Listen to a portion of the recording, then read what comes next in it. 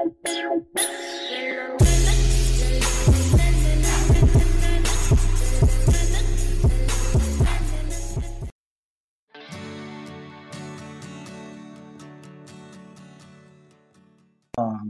day, everyone. Our assigned lesson for this morning is about the linear equations in one variable. Our learning objectives of this topic is about DISA. Define a linear equation in one variable. Identify its parts and the standard form. Solve linear equation in one variable using different methods. And the last, apply these equations in real-life situation in Philippine setting. First question is, what is a variable? Since it is a recall for our lesson last week, all about the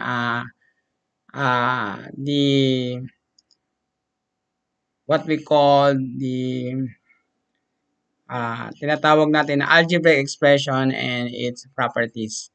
So, we use a variable as a symbol, such as letter X, letter Y, or Z, and these symbols represent as a variable and also represent as an unknown number.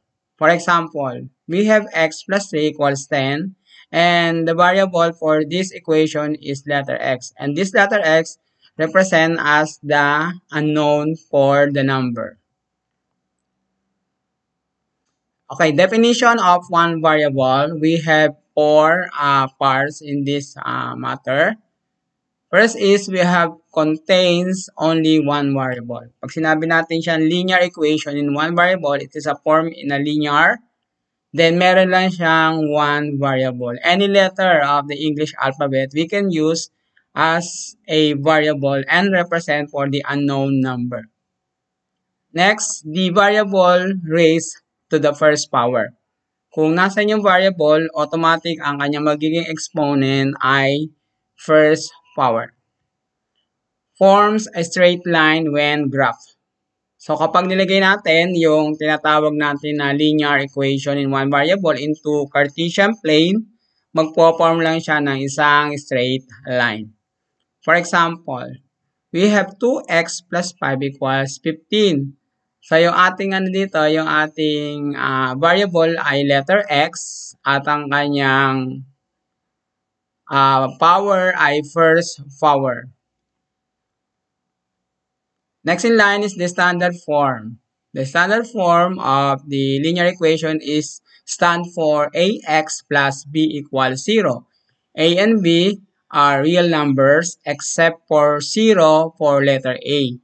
So, kung ito yung kanyang standard form, ang ax dito ay yung a and b, any real number. Kaya lang, hindi pwede maging 0 itong letter A. Kasi pag ito naging 0, yung letter A, ang mangyayari ngayon ay no linear equation. For example, 3x minus 6 equals 0.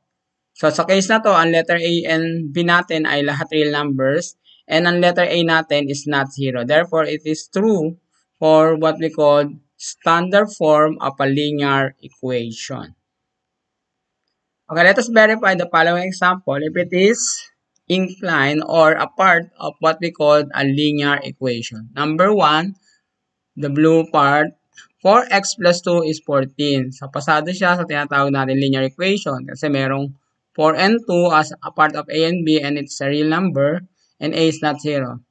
Next in line is y minus 5 equals 20. We have one variable and first power, that is y. And ang kanyang letter A is not 0 because it is 1. Next is the x squared plus 3x minus equals 0. It is not a part of linear equation since yung kanyang tinatawag na degree or yung kanyang tinatawag na power ay second power. So, yung part na to. Yung x squared nasa second power na siya. Yung 2 ang magre-represent na siya second power. Therefore, it is not valid for what we call linear equation. Next, we have a balancing method on solving what we call linear equation. So, ito yung ating magiging steps na tinatawag na balance method. Kasi nga, di ba, ang linear equation ay in a form of equation symbolizes as equality of two expression left and right hand side of the equation. So, magiging balance lang kapag na-reach natin yung value ng tinatawag nating variable. So, we have SMMIC. First is simplify both sides, left and right hand side. Next is move the variable terms to one side. Pwede ka lang mamili kung ang pipili mo ay left hand side, doon lahat ng variable, o kaya naman kung right hand side, doon lahat ng variable. Next is move the constant term to the other side. Kailangan alternate sila. Kung nasa left side ang variable, yun namang kanyang mga constant ay sa right hand side. And next is isolate the variable by dividing or by multiplying. Once nagawa mo na yung part na yon, kung meron pang coefficient itong variable which is more than 1 or less than 1, it should be isolated by dividing what a number form of a coefficient. And the last, if your value of variable is true, then check it to the original linear equation. Example. Okay, ito yung example natin. Although, naka-prepare na dito yung kanyang solution at ang pinaka-last part, nakuha niya. Sa third part, nakuha niya yung value na x, which is 4. Then, by checking, it is true. Ngayon, dito naman sa right side ng ating presentation ay i-confirm lang natin kung true yung ating solution. Okay, confirm natin. So, ito yung ating linear equation. 2x plus 3, which is 11. At yung x natin dito, yun yung variable. And then, it is in the first power. So, para ma-isolate itong 3, pwede ko siyang dalhin sa right-hand side. May iwanan lang yung 2x sa left side. At yung 11 is still nasa right side. Then, yung 3, isolate ko to. Pwede ko siyang transfer out dun sa right hand. Magiging minus 3. Ang ginamit natin property din ay addition property of equality. Then, operate natin. So, maintain pa rin yung 2x. At yung right hand ay 11 minus 3. Then, that is 8. And then, yung ating coefficient ng variable ay 2. So, kailangan ma-isolate yung 2 into 1. So, ang gagawin ko lang, just divide the left hand into 2. So, kung nag-divide ako sa left hand ng 2, gagawin ko rin dapat yon sa right hand ng 2. So, isolate na yung 2. Matitira na lang yung x. Then, sa right hand naman ay meron tayong 8 divided by 2 and that is 4. So, verify the value of x is 4. Okay? Next. For example, 2, sa observation natin, dun sa ating example, ay naka-negative naman yung coefficient ng variable natin. So, ang nakalagay sa kanya ay negative 3x plus 7 and it is negative 5. So, ang ginawa dito ay subtract and divide. At the end, nakuha niya yung value ng x which is also 4. So, i-verify lang natin kung true yung magiging sagot dito ng ating value of x. Okay? Verify lang natin. Gamitin natin itong nasa available na space dito sa ating screen dito sa right side. Okay? So, number 2 natin ngayon ay number 2. Meron tayong negative 3x plus 7 equals negative 5. Ang gagawin ko namang approach dito yung tinatawag nating addition property of equality or yung transposition from left to the right or right to the left. So, since ang aking coefficient ng variable ay negative 3, so once na siya dinala ko sa right-hand side, automatic magiging positive yon because of addition property of equality. So, magiging 3x na lang siya at yung 7 na nasa left hand, still iwanan ko lang siya doon sa 7 sa left hand. Then, yung negative 5 na nasa right hand, pwede ko siyang i-transfer out dito sa left via addition property of equality. Kung siya ay negative, so magpa-positive siya dito. Then yung 7 ay still positive pa rin. And then, bring down the 3x and 5 plus 7, pwede na siyang i-add. So, mayroon kang 12. Then, para ma-isolate yung 3 sa right hand, divided by kay 3, pati yung nasa left, divided by 3, isolate na yung 3. Ang matitira na lang ay x sa left hand, sa right hand, at yung sa left hand, 12 divided 3, which is also 4. So, verify. The value of x is 4. Okay?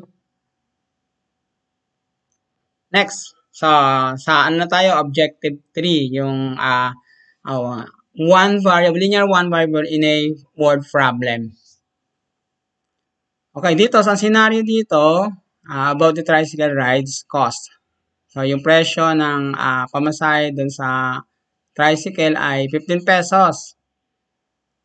Base fare plus 3 kilometer o 3 pesos per kilometer. Yun yung additional payment, no? Kung medyo lumampas man ng base fare yung iyong rides sa tricycle. Next, if your fare is 30 pesos, the question is how far did you travel? So dito, ang missing natin ay ang distance in kilometer kasi yun yung tinatanong, how far did you travel? So we have used letter X as a variable for unknown distance in kilometer. Then, transferring the worded problem into mathematical equation, 15 pesos base fare, nandun pa rin, plus yung 3 pesos per kilometer, yun yung 3x, 3 pesos per kilometer, and the fare is 30 pesos. Then we have 15 plus 3x equals 30, that is the equation. To eliminate 15, using APE, subtract it from left and right. So, 30, 15 minus 15 is cancelled out or 0. 30 minus 15 is positive 15. Isolate 3 divided by 3. 3x divided by 3 is x. And 15 divided by 3 is 5. Therefore, final answer is, sa tanong na how far did you travel, we have 5 kilometers. Pair of 30 pesos. Okay? Next in line. Ito yung mga common mistakes na pwedeng mangyari. So, ang gawin mo na lang ay just avoid it kasi hindi siya makakatulong dun sa yung true answer. First is forgetting to apply the operation to both sides. Yan. So, pwedeng pag na-miss yung positive and negative sign mo, pwedeng mag-lead din yun sa incorrect. Or, nakalimutan mo yung plus sign or minus sign, divide sign or multiply sign. Pwedeng magkaroon ng problem. Next is dropping the negative sign. Yan. Ang alam mo ay negative yung sagot kasi hindi mo na naman nilagay yung negative sign. So, pwedeng mapagkamalan siyang positive.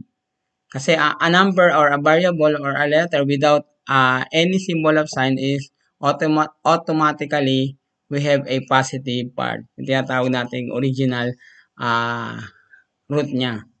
And the last, not checking the solution. So, it is important that you must check your answer to the original equation so that you have to verify it if it is true or if it is not true. Okay, let's try. So, we have 3 worded problem in this. Let's try it one by one.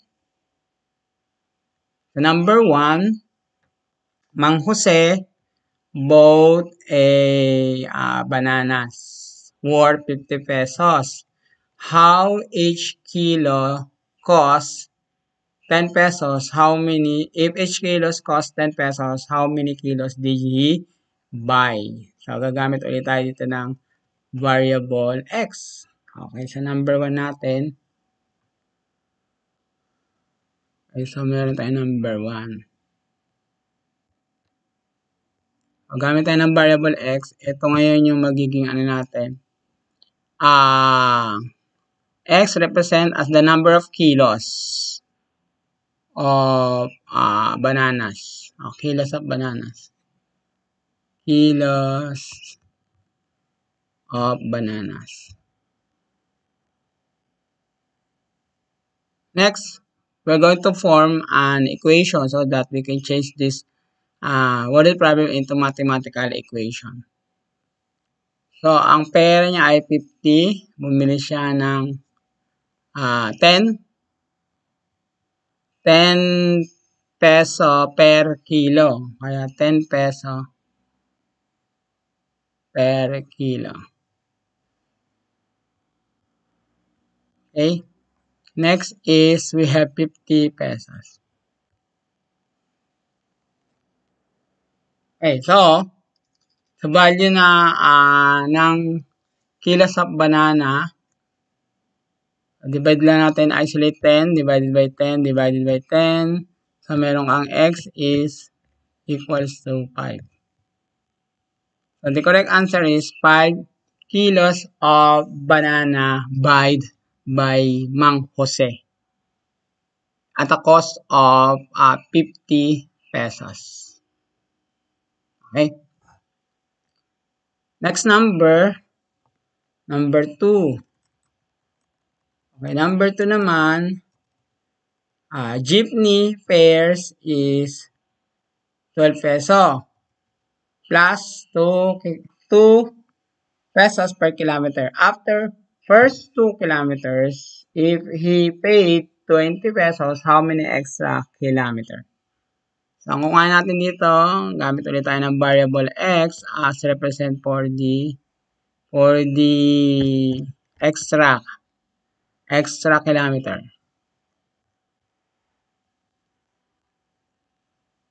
And next, gumawa tayo ng equation. Sa equation natin, 12, andun kasi yung 12, plus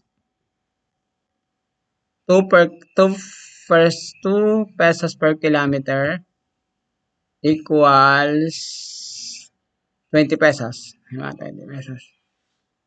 So, retain ang 2k or retain ang 2x. 2x gagamitin natin na hindi siya 2k.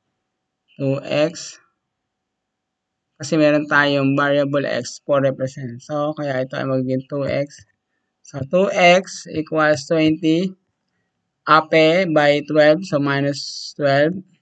Then, we have 20 minus 12 is 8. And then 2x isolate 2. So, over 2 over 2. So, the final value of x is 4.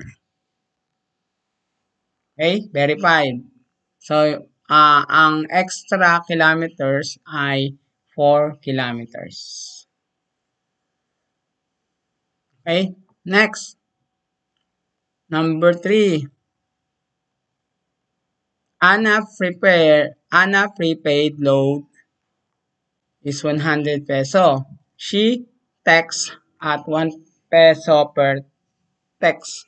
After some time, she has 64 pesos left. How many texts did Anna do? Okay, so that's number 3. So, sa case na to, ang x natin, yun yung magiging number of text left. Okay, so number of text. Okay, let us form the equation. The equation is peso. So, meron tayong x. She has 64 left. So, x minus 64. So, ito yung natitira, di ba? Yung letter x natin, yung number of text. Kasi, ano daw 1 peso every text. So, kaya magiging x minus 64, which is 100. Yung total na prepaid load ni Ana. Okay, so, meron tayong x equals 100 plus 64. Uy. Okay. May error. So, dapat dito ang ating equation ay plus. Ito ay plus. So, pag transfer out natin sa magiging minus ngayon to. Kaya ang matitira ay x equals 100 minus 64. That is 36. Tama? 36. So, meron pa siyang 36 text available. Okay? And that's it.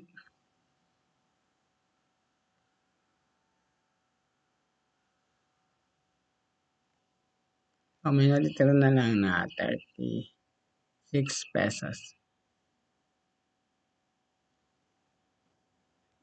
36 pesos na. Okay?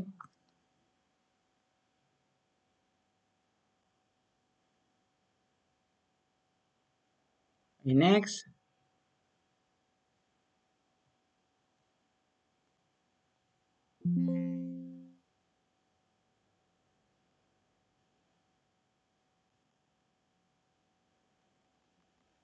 Next, we have the following sample. Solve for x. Try natin ito. Although ito ay quick quiz. Sagutan lang natin yung number 1. Number 1 is x minus 7 equals 10. And the prepare for x is what? 10 plus 7. And x is 17. Okay, x is 7. Okay, that's it. Then the rest, iwanan na natin doon sa para maging sheet work ng class. 4x plus 8 is 0 and 5x equals 25. For summary, a linear equation in one variable, only one variable, first power. Second, solve by isolating the variable using inverse operation. And the third, use in real life problems like pairs, prices, and distances. Closing thoughts, mathematics is not about numbers, equations, or algorithms. It's about understanding by William Fall Thurston. Solving for X is like solving for life problems. Take it one step at a time. Thank you so much and God bless everyone.